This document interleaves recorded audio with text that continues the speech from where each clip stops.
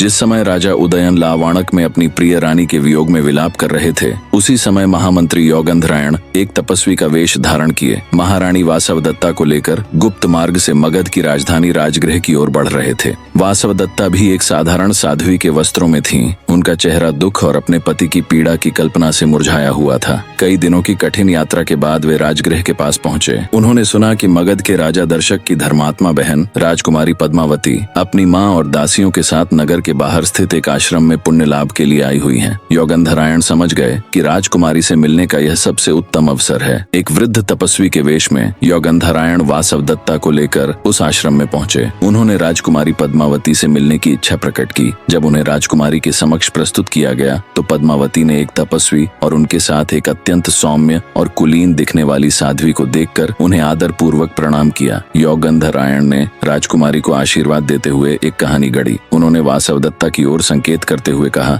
हे राजकुमारी, यह मेरी बहन अवंतिका है। इसका पति किसी आवश्यक कार्य से परदेश गया है। मैं एक तपस्वी हूँ और इसे अपने साथ लेकर वनों में भटक नहीं सकता। यह अकेली और असुरक्षित है। मैंने आपकी दया और धर्मपरायणता के बारे में बहुत सुना है। मैं आपसे निवेदन करता हूँ कि जब तक इसका पति लौटकर नहीं आता, आप इसे अपनी शरण में रख लें। यह आपकी एक धरोहर है। राजकुमारी पद्मावती ने जब अवंतिका वास्तव में वासवदत्ता के सुंदर, तेजस्वी किंतु उदास चेहरे को देखा तो उनका हृदय करुणा से भर गया। उन्हें उस साध्वी में एक असाधारण कुलीनता और पवित्रता की अनुभूति हुई। उन्होंने तुरंत हाथ जोड़कर कहा, हे मुनिवर, यह मेरा सौभाग्य है कि मुझे आपकी बहन की सेवा करने का अवसर मिल रहा है। आप निश्चिंत रहें, जब तक इनके पति वापस नहीं आ जाते, यह मेरे साथ मेरी सखी की तरह पूरे सम्मान और सुरक्षा के साथ रहेंगी। योगंधरायण अपनी योजना के सफल होने पर मन ही मन संतुष्ट हुए। उन्होंने अपनी बहन को राजकुमारी के संरक्षण में छोड़ दिया और उन्हें आशीर्वाद देकर वहां से विदा हो गए। इस प्रकार वत्स देश की महारानी वासवदत्ता अपनी पहचान छिपाकर अवंतिका नाम से उसी राजकुमारी पद्मावती की सखी और संरक्षिका बनकर रहने लगी, जिसे नियति ने उनके पति की दूसरी पत्नी के रूप में चुना था।